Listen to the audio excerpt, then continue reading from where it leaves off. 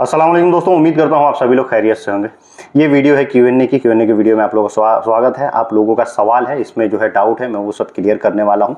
क्या कोई ऐसा आदमी हो जो है सऊदी अरब या गल्फ कंट्रीज में 3-4 साल रह लिया है, वो इंडिया आया, फिर उसको दूसरे वीज़ा पे जाना है तो उसको इमिग्रेशन करने की ज़रूरत नहीं है। इसके बारे में आप लोगों को अपडेट दूंगा और ज़रूरी सवाल है बहुत सारे जो करंटली पूछे गए हैं, उसके भी जवाब आप लोगों को इस वीडियो में मिलेंगे। वीडियो को जो आखिर तक देखिएगा ताकि अगर आपके दिमाग में भी कुछ ऐसा सवाल ट्रेवलिंग के रिगार्डिंग जो है गूंज रहा है, घूम रहा है, तो उसका जवाब आपको इसमें मिल जाएगा। इसके बाद भी आपके कोई मतलब सवाल रहे तो आप कमेंट करके पूछ सकते हैं और आपके फीडबैक जरूर दें। सबसे पहला एक सवाल लेना चाहूँगा एक भाई साहब का। इन्होंने मुझे व्हाट्सअप पे किया था मैसेज, कहा कि अस्सलाम वालेकुम मसूद भाई, क्या कोई आदमी, एक जानकारी चाहिए कि क्या कोई आदमी 3 साल जो है सऊदी अरब में रहा हो, छुट्टी आया हो, फिर उसको दूसरे वीज़ा पे जाना है तो उसको इमिग्रेशन कराना पड़ेगा। मैंने कहा भाई अगर ईसीआर पासपोर्ट है तो इमिग्रेशन कराना पड़ेगा। फिर उनका मसूद भाई बहुत से लोग जो है ऐसा कह रहे हैं कि अगर कोई आदमी 3-4 साल जो है बाहर रह के, सऊदी में रह के आया है, फिर दूसरे वीज़ा पे जाएगा, इमिग्रेशन की ज़रूरत नहीं है। तो भाई ये सरासर गलत है, कन्फ्यूज़न है इसमें। मैं आपको वो पूरा जो है क्लियर कर देता हूँ। सबसे पहली चीज़, आप 10 साल भी अगर गल्फ कंट्रीज़ में रह के आ गए हैं इंडिया और आप फिर दूसरे वीज़ा पे जा रहे हैं, चाहे किसी भी गल्फ कंट्री में, तो आपको इमिग्रेशन करवाना पड़ेगा अगर आपका पासपोर्ट ईसीआर है तो। ये कई बार होता है कि अगर आप जो है 4 साल 5 साल के रिटर्न है, अब आप पासपोर्ट जब रिन्यूअल करवा रहे हैं इंडिया में ही, तो रिन्यूअल कराते टाइम जो है आपको ऑफिसर को बोलना होता है कि भैया मैं इतने साल का लगातार रिटर्न हूँ, 3 साल का नियम होता है, 3 साल में लगातार सऊदी अरब में रहा हूँ, उसके बाद से छुट्टी आया हूँ, तो मेरा पासपोर्ट रिन्यूअल हो रहा है, तो इस समय मुझको ईसीएनआर पासपोर्ट दीजिएगा। तो इसमें अंगूठा छाप भी रहेगा तो ईसीएनआर मिल जाएगा। अगर आप गल्फ कंट्री में कहीं हैं, वहाँ आपका पासपोर्ट एक्सपायरी पे है, वह आप रिन्यूअल करवाते हैं, तो वो लोग भी वहाँ आपको मैक्सिमम चांसेस यही रहते हैं कि ईसीएनआर पासपोर्ट देते हैं, चाहे आप पढ़े लिखे हो या ना हो। ईसीएनआर पासपोर्ट होता है इमिग्रेशन चेक नॉट रिक्वायर्ड। जो अगर नॉर्मली आप पासपोर्ट इंडिया में बनवाते हैं, आप 10वीं का सर्टिफिकेट कम से कम आपको देना होता है, तब आपका ईसीएनआर जो है पासपोर्ट मिलता है। अगर ECR passport, immigration check required जिसको बोलते हैं, वो किनको मिलता है? जो लोग जो है 10वीं से कम पढ़े होते हैं, 10 फेल होते हैं, 9 तक पढ़े होते हैं, 8 तक, 1-2 तक पढ़े होते हैं या अनपढ़ होते हैं, उनको ईसीआर पासपोर्ट मिलता है। इंडिया में ये 2 तरह के नॉर्मल पासपोर्ट जो है लोगों को मिलते हैं। तो आप लोगों का डाउट ये क्लियर हो गया होगा कि इमिग्रेशन कराने की ज़रूरत है अगर पासपोर्ट ईसीआर है तो। अगर आप जो है गल्फ कंट्रीज के 8-10 साल के रिटर्न है, तो आपको रिन्यूअल करते समय वो सब बता के आपके पासपोर्ट को जो है ईसीएनआर बनवाना होगा पहले पासपोर्ट ऑफिस से, फिर आपका इमिग्रेशन नहीं होगा। बाकी एयरपोर्ट पे, चाहे पढ़े लिखे हो, जाहिल हो, कोई भी हो, किसी भी तरह का पासपोर्ट हो, एयरपोर्ट पे जाते टाइम आप कहीं से भी एयरपोर्ट पे जाएं, वहाँ इमिग्रेशन होता है, वो नॉर्मल एक प्रक्रिया है। अब ट्रैवलिंग के रिगार्डिंग एक भाई ने सवाल किया है कि सर मैं इंडिया से 30 किलो लगेज है, 15-15 किलो लेके जा सकता हूँ क्या? इसमें बताइए, एयर इंडिया की फ्लाइट है। तो देखिए, कई बार जो है ना, आप सऊदी एयरलाइंस में 2 पीसेज लगेज में लिखा होता है, गल्फ एयर में 2 पीसेज लिखा होता है। जिसमें 2 पीसेज लिखा हुआ है उसमें जो है आप 15-15 किलो के 2 पीस लेके जा सकते हैं, या वो 22-22, 23-23 किलो का होता है, 2 पीस लेके जा सकते हैं। अगर 1 पीस लिख के आ रहा है 22 किलो का और उसमें आप लेके जाना चाहें 2 बंडल, तो वो 2 बंडल नहीं लेके जाने देगा, 2 बैग नहीं लेके जाने देगा। जहाँ तक मैं पर्सनल एक्सपीरियंस बता रहा हूँ, इंडियो में जो है मैं खुद जो है ट्रैवल किया, 30 किलो मिलता है, मैंने 15-15 किलो का 2 लिया, उसमें कोई रुकावट नहीं है। एयर इंडिया में भी ऐसा ही है, कोई रुकावट नहीं है, आप 15-15 किलो के 2 जो है लेके जा सकते हैं, कोई इसमें मुश्किल नहीं आएगी। एक भाई साहब है, ये सवाल करें कि अस्सलाम वालेकुम भाई, मैं खुद से वीज़ा स्टैंपिंग और बायोमेट्रिक करना चाहता हूं भाई, इस बारे में प्रोसेस क्या है प्लीज़ बताएं, मेरा मेडिकल हो गया है। भाई आप खुद से नहीं कर सकते हैं, खुद से आपको करने के लिए बायोमेट्रिक आप खुद से कर सकते हैं, लेकिन वीज़ा सऊदी का स्टैम्प करवाने के लिए आपको किसी ऑफिस को पकड़ना होगा, वहाँ पे आपका वीज़ा मंगवाना होगा।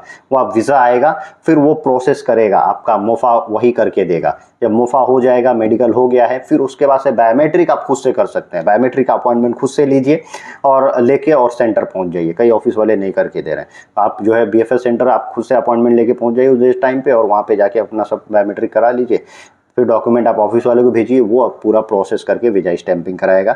ये प्रोसेस आप डायरेक्टली एम्बेसी में जाके सऊदी का वर्क वीज़ा प्रोसेस नहीं करवा सकते हैं, किसी ऑफिस के थ्रू ही आपको जाना होगा। तो उम्मीद करता हूँ ये आपकी जो डाउट है या ऐसे लोगों की जो डाउट होगी वो क्लियर हो गई होगी। और एक भाई का सवाल है कि भाई छुट्टी जाके इंडिया वापस नहीं आए, छुट्टी होने के बाद दूसरे वीज़ा पे आ सकते हैं, छुट्टी खत्म होने के बाद? ये देखिए, नियम जो है 16 जनवरी से लग गया है कि अगर आप जो है अपने देश वापस आते हैं छुट्टी पे और छुट्टी आपकी एक्सपायर हो जाती है, नहीं जाते हैं, फिर दूसरे कंपनी में दूसरे वीज़ा पे आप जो है दूसरे कफिल पे भी आप जा सकते हैं दूसरा वीज़ा लेकर के छुट्टी एक्सपायर होने के बाद। तो इसमें कोई मुश्किल नहीं है। इसमें एक भाई ने देखिए जवाब भी दे दिया कि हाँ भाई जा सकते हैं और ये आ सकते हैं। तो अच्छा लगता है भाई। पहले जो है 3 साल का बैन था, इसीलिए ये पूछे भाई पहले 3 साल का बैन था, तो वो 3 साल का बैन जो है अब खत्म हो गया। ये अच्छा लगता है कि मेरे अपने ही जो फैमिली जो सब्सक्राइबर हैं वो जो है ऐसे सवालों का जो है जवाब दे दिया करते हैं जिनका उनके पास जो है नॉलेज रहता है। तो ये काफ़ी अच्छा लगता है। एक भाई का सवाल है कि सऊदी में कोई कंसल्टेंसी है जो यहाँ रहता हो उसको जॉब प्रोवाइड करे, मतलब सऊदी अरब में जो लोग हैं, मान लीजिए कोई गया हो तो किसी कंसल्टेंसी के थ्रू वहीं पे जॉब ढूंढ के कर ले। तो ऐसा होता है सऊदी अरब में, बहुत सारे हैं। तो उसमें जो है एक चीज़ होना चाहिए कि आप प्रॉपर वैलिड होने चाहिए, आपका वर्क परमिट होना चाहिए, आपका पास इकामा वैलिड होना चाहिए। जब इकामा वैलिड रहता है वहाँ पे बहुत सारे रिक्रूटमेंट ऑफिस हैं, सप्लायर जिसको बोलते हैं, आप वहाँ पे कांटेक्ट करके और उनके थ्रू आप वहाँ पे काम कर सकते हैं। आपका इकामा वैलिड है तो, आप लीगल हैं तो। आप इलीगल रहेंगे, इकामा वैलिड नहीं रहेगा, कोई आपको एंटरटेन नहीं करेगा, आपको जो है भगा देगा। आप चाहें तो फिर दूसरी कंपनी में भी कहीं काम कर सकते हैं अगर इकामा वगैरह वैलिड है तो ये चीज़ें आप कर सकते हैं। बाकी वहाँ पे ओपनली आप देख सकते हैं कई जगह, या आप जानने वालों से भी कांटेक्ट करेंगे तो बहुत सारे ऑफिसर्स आपको रियाद वगैरह में भी मिल जाएंगे, जहाँ जिनके थ्रू कांटेक्ट करके आप जो है आप दूसरा जगह पे काम कर सकते हैं। भाई साहब का और भी बहुत ही वैलिड सवाल है। सलाम कंपनी से 2017 में भाग गए थे, ये बोल रहे हैं कि 18 में हुरूफ लगा दिया, और लेकिन रमज़ान में उसी टाइम समय जो है सऊदी हुकूमत का एक जो है हुरूफ वालों को वापस भेजने का स्कीम चला था कि भाई जो लोग भी भागे हुए हैं इलीगल हैं वो आए कांटेक्ट करें हमसे, हम उनको जो है अपने देश वापस भेज देंगे। तो बोले ऐसे मैं आया हूँ, वो लोगों ने खुद मतलब स्कीम चलाया, तो टिकट और नॉर्मल तरीके से मैंने बनाया, 50 किलो सामान भी लेके आया, कोई दिक्कत नहीं था। तो हुरूफ वाले जो लोग थे जिससे जो उस तरह से आए थे, तो क्या अब वो वापस जा सकते हैं? वो हट गया मतलब हुरूफ उन लोगों का। तो देखिए इस केसेस में मैक्सिमम चांस है कि आप दोबारा जा सकते हैं, कोई दिक्कत नहीं है, लेकिन फिर भी आप अपना डाउट जो है क्लियर करवा लीजिए। जो वहाँ पे स्कीम निकलता है, स्कीम के जरिए जो लोग आते हैं वो लोग दोबारा जाने के लिए वैलिड रहते हैं कुछ सालों के बाद। तो आपका काफ़ी टाइम हो गया है, तो आप एक बार एक चीज़ करें, आपके पास इकामा हो तो आप जो है एयरपोर्ट प्रिंट निकलवाएं। मैं भी निकाल के देता हूं एयरपोर्ट प्रिंट, उसके कुछ चार्जेस हैं जिसको बैन पेपर बोलते हैं, मतार पेपर, वो आप निकलवा के चेक कर लीजिए। उस पर अगर आपका एंट्री क्लियर है आप जा सकते हैं, कोई दिक्कत नहीं। कई लोगों का सवाल रह रहा है कि फ़्लाइट में गुटखा, रजनीगंधा, पान मसाला कितना लेके जा सकते हैं। कई भाई लोगों का ऐसा सवाल आ रहा है कि भाई मैं बताना चाहूँगा कि आप लोग जो है ना बहुत मिनिमम लेके जाइए। पहली चीज़ तो लेके मत जाइए, ये सब इलीगल है। अब वहाँ पे छानबीन और चीज़ें जो है ना बहुत ख़तरनाक हो गई हैं, फिर भी थोड़ा लेके जाइए। क्योंकि मेरे ही जानने वाले जो सब्सक्राइबर है उन्होंने बताया कि मैं एक किसी जानने वाले का लेके चला गया और बंडल दिया, मुझे मालूम नहीं था क्या है, वहाँ जाके चेक किया एयरपोर्ट पे तो 5 किलो उसमें गुटखा था। तो भाई साहब पकड़ा गए, उनका फिंगर लिया। तो ये सब चीज़ें होती हैं, या फिर आपको परेशान होना पड़ सकता है। तो बहुत थोड़ा जो है लेके आप जा सकते हैं। एक भाई ने और सवाल किया कि भाई मुझे 2 साल 2 महीना हो गया छुट्टी आए हुए, क्या मैं वापस जा सकता हूँ सऊदी अरब की? नहीं, तो बिल्कुल जा सकते हो। 3 साल वाली पाबंदी ख़त्म हो गई है। अब जो लोग भी जो है आते हैं अपने देश वापस छुट्टी पे, वो चाहें तो एनी टाइम जब उनका छुट्टी एक्सपायर होता है उसके बाद दूसरे वीज़ा पे जा सकते हैं, या सेम कंपनी में सेम कफिल के पास भी जा सकते हैं। एक भाई का सवाल है कि मेरा मेडिकल हो गया है, मोफा नहीं हुआ है, बोल रहा है कि अभी वकाला में दिक्कत चल रहा है। हाँ भाई वकाला में दिक्कत चल रहा है। दूसरे एक भाई ने एक और कोई बोल रहा था कि भाई तंबाकू लेके जा सकता हूँ कि नहीं एयरपोर्ट पर? थोड़ा तंबाकू भी आपको बताया कि थोड़ा बहुत ही लेके जाएं, ज़्यादा मत लेके जाएं, आपको प्रॉब्लम हो सकती है। दोस्तों वीडियो के आखिर में कुछ इंपॉर्टेंट सवाल ले लेता हूँ। भाई लोग का ये कह रहे हैं कि भाई जी मेरा कंपनी 5 महीना से सैलरी नहीं दिया है और कभी नहीं मतलब कपाला भी नहीं दे रहा है, कफिल नहीं दे रहा है और घर भी वापस नहीं भेज रहा, कैसे घर है? तो और एक भाई ने कहा कि सलाम अलैकुम भाई, मुझे आए हुए 3 महीना हो गया है, मैं घर जा सकता हूँ, कफिल बोल रहा है मुझे घर जाना नहीं जाने दे रहा है लेकिन छुट्टी नहीं दे रहा है। तो भैया ये सब केस में सबसे पहले जिनकी इकामा नहीं बना है या जिनको सैलरी नहीं मिला, उसके लिए आप लेबर कोर्ट में कांटेक्ट करिए, वहाँ पे कंप्लेन करिए। आप कंप्लेन कर सकते हैं, या फिर अपने एजेंट को बोलिए, जिस ऑफिस से गए हैं उनको बोलिए, वो लोग आपकी हेल्प करेंगे।